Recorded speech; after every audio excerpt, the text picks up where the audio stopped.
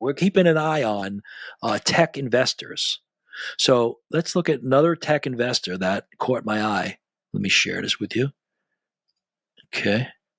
Because we have a list, right? Let me share this here. And this is Mark Pincus. Okay. Mark Pincus is chairman of Zynga.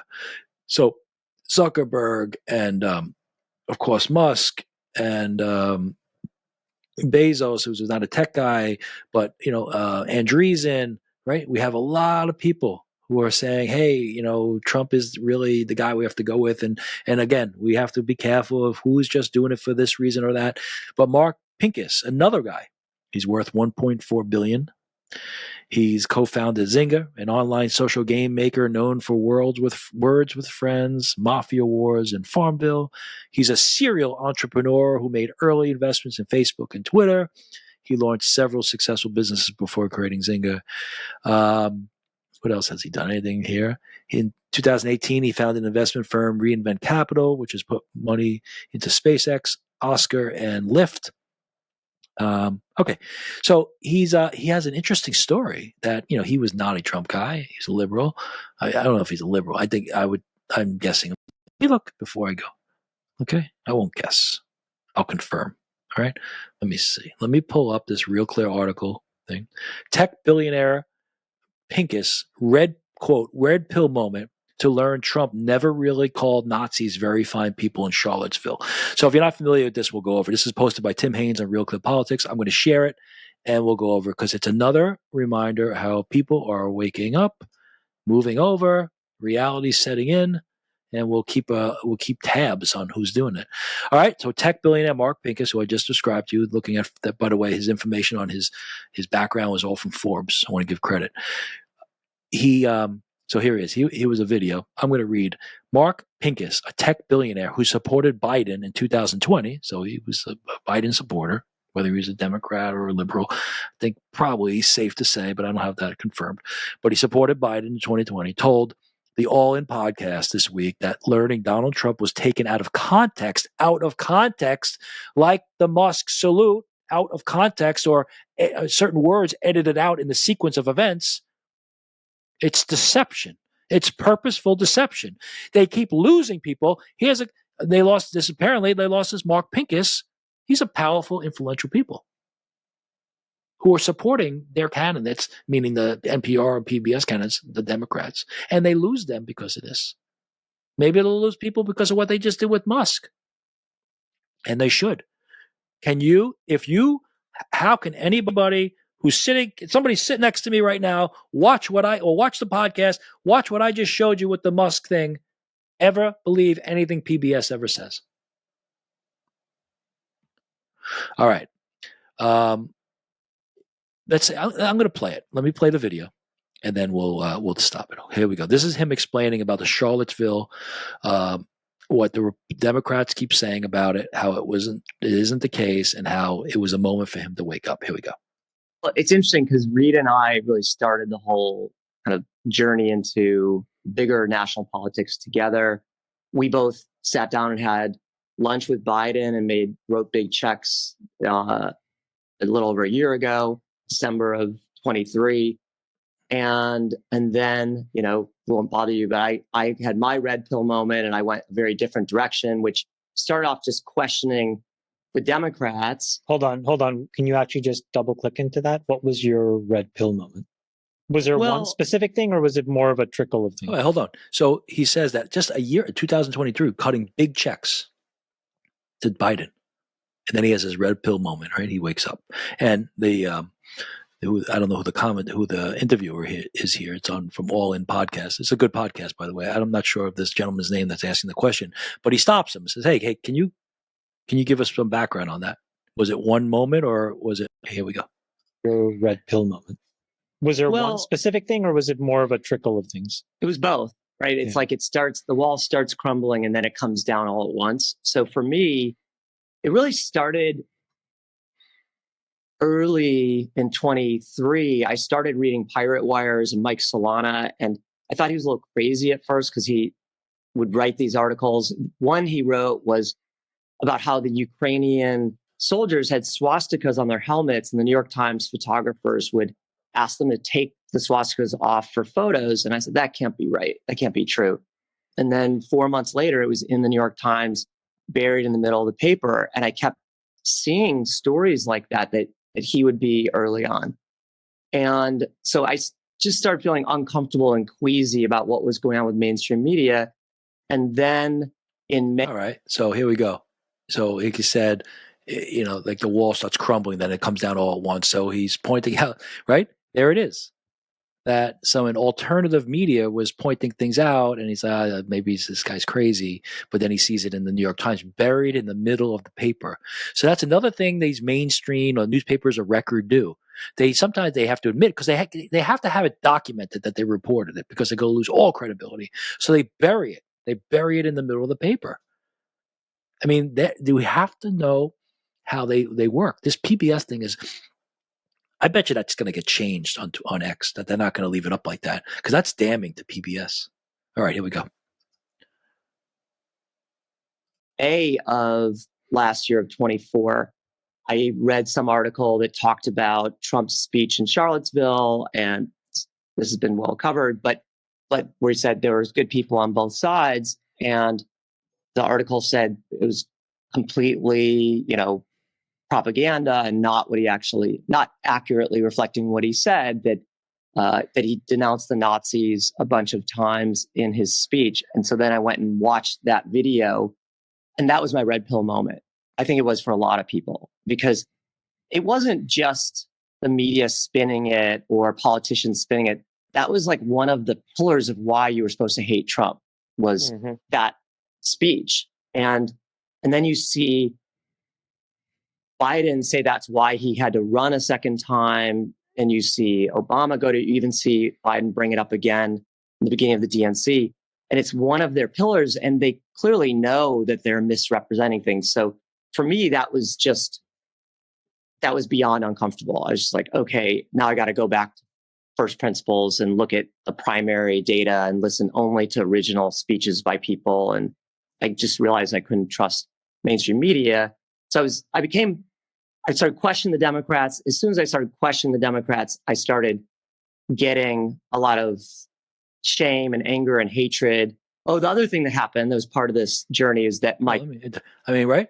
So the Charlottesville thing, where they say Trump was praising the Nazis, and it's been completely debunked that he criticized them. It wasn't accurate, okay? And Biden used that. I remember when Biden ran for president in 2020, he said because of Charlottesville, he had to get back into politics. He had to help the country, save the soul. Remember, save the soul of the nation. And he brought it up again at the beginning of this election at the convention, and that was just and as he's saying, it's not just the media, it's the Democrats themselves going on and on. And he said, so watching the actual footage, he knows it was not true, and that the fact that the Democrats kept using it made him start to, well, what other choice do you have? If you have any objectivity, if you care anything about integrity, something's not true, and a person or a group of people continue to say a lie that they know. The Democrats know it's not accurate.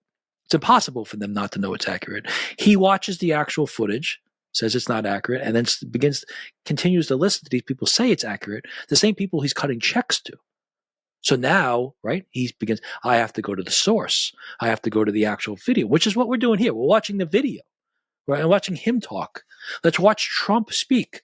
Yeah, we could read articles and commentary, of course, but that's why we have to be very careful of who we're reading and where we're reading it, what sources. PBS, can't trust them. Can't trust them. NPR, can't trust them.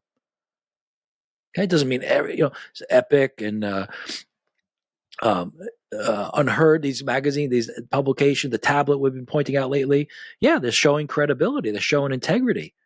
All right. And I think we have to be open to, like, the LA Times maybe getting reformed, and the Washington Post, and maybe even the New York Times. We know, like, for example, Miranda, right, at New York Post. All right. There are good people out there. All right. I don't want to get lost. But and these are extremely bright, powerful, wealthy, tech savvy, obviously, who were going for it. And then he watches the video himself. All right. And this is another part. Go. My chief of staff parted ways with me after 9 years in April of last year. And he was the main person protecting me from myself on Twitter. And he was the one who would say, stay in your lane. Nobody wants to hear what you think about politics or San Francisco or anything other than, your area of products and investing. And with him gone, I just started tweeting whatever I felt and thought. And sometimes I got it wrong or it was a little too emotional. But first of all, it was really fun. And then second of all, I found I got connected to this whole new audience of people who are these kind of techno optimists. I think you guys probably talked about it. And that just brought me down this path that eventually I came out 2 days before the election publicly for Trump. And it was only because that's when I completely got there. And I was trying to just be completely honest and authentic with myself and on Twitter at the same time. And my daughter. All right. This is really fascinating, right? So he has a chief of staff, right? A guy in his personal assistant, helping him manage his business dealings, who tells him to stay in his lane and don't get involved in politics. And he leaves. He begins to tweet. And right. And it was so beautiful. And I got some things wrong, but I had a lot of fun. It's fun expressing yourself. And we have to be open. Like Lex Fridman the other day, he said something. I don't even know what he did, but he put it on X that he made a mistake and that he hopes to learn from it, whatever. So the point is, like, we're gonna make mistakes. We just have to admit them. All we have to do is admit them, accept correction, and move forward. So, and it's fun. So you see, like, this is what's exciting, right? You see how he got it. You can see the body language. He as powerful as these people are and as wealthy, we think of them as distant. They're human beings, just like Vance and just like Rubio. Watching them, they're just people. Because they're in these lofty positions by wealth or election or whatever it may be. And Zuckerberg doing the martial art, he's just a guy who wants to be accepted by the other guys, right?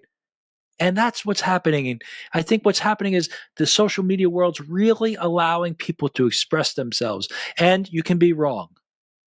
And you can correct. And that's all you have to do. Chris Cuomo, just a side note about Chris Cuomo. Chris Cuomo's biggest problem is that he wouldn't admit that he was wrong. He still won't. He still won't take full responsibility.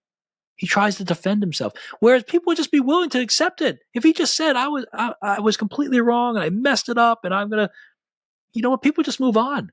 But when you dig deep and you won't admit it, it's when it just gets uglier and uglier. And it gets, Cuomo is like, really, he's just so unattractive. He's such an unattractive speaker now because he can see this anger and he's so, anyway, I don't get lost in Chris Cuomo. But it's a good contrast to these tech optimists. What a great tech optimist, Andreessens, right? Tech optimist, seeing the world, yes, and the dangers of AI, yes, and what can happen. Open AI and the Sutra guy being his death. Was it a suicide or was there foul play? And and Musk and Altman and these conflicts, but communication is always going to be the key. And we need to speak. And sometimes we speak something and we don't think it's important. It ends up being really important. Sometimes we say something with such certainty and we end up wrong. Long as we're willing to admit it, correct it, change our tune, and move forward, people get that. People get that we make mistakes. Everybody makes mistakes.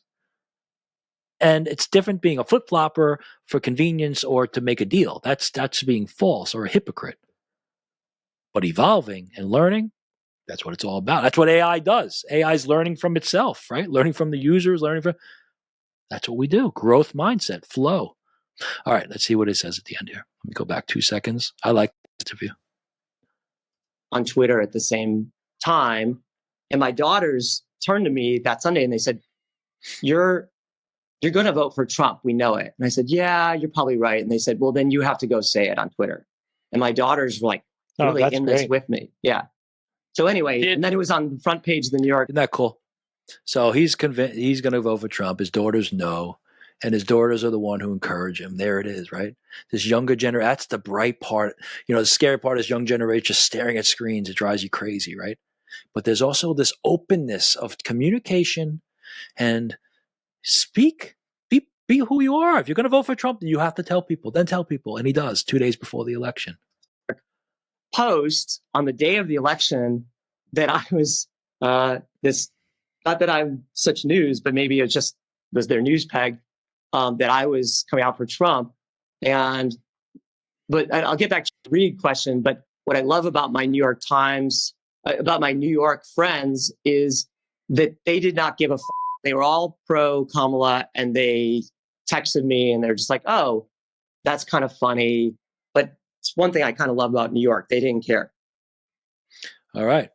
How you like that, huh? And then he ends with his friends didn't really care.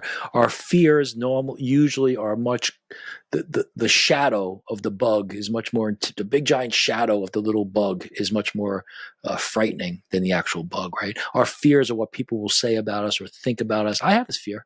I to this day, I walk around and sometimes talking to someone and I know they're very liberal or whatever. And I'm like, well, if they find out about my podcast, I wonder what they're going to think. It is what it is. You know what? Most of them have found out.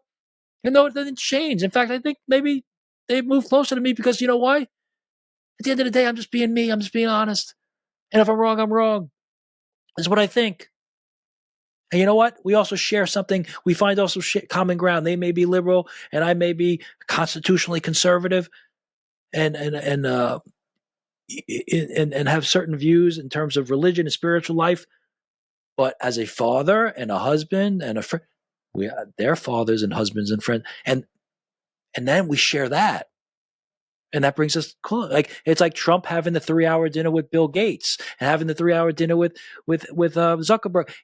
If you sit and talk, you will find the humanity in each other, and that's the common ground. That's the real bridge. The bridge isn't just the deal, the transactional bridge. It's the human bridge. It's I'm a human, you're a human. We mess up. You love your wife. I love my wife. You're worried about your children. Oh, your mother's sick. Oh, too. It's that. It's that stuff that unites us. It's the common struggle of humanity and the joys. In the Bible, right? Weep with those who weep, rejoice with those who rejoice. Sharing it, empathy, life. All right, this has been good. I like it. I like the communication. I love doing this. Please continue to send me emails, send me topic ideas, send me thoughts, articles. Please subscribe and comment and like and share and all that stuff too. Okay. I love you guys. Been really, really fun. I'm going to wrap it up. We're almost at 2 hours. And I think you probably had enough of Howie. All right. Life beckons. Let's go on. Please do me a favor, though. Be a positive force in your neighborhood today. Be a positive force in your family. Speak the truth. And if you make a mistake, don't get stuck on it. Accept the correction. Grow from it. And keep moving forward. Amen. Amen. Take care.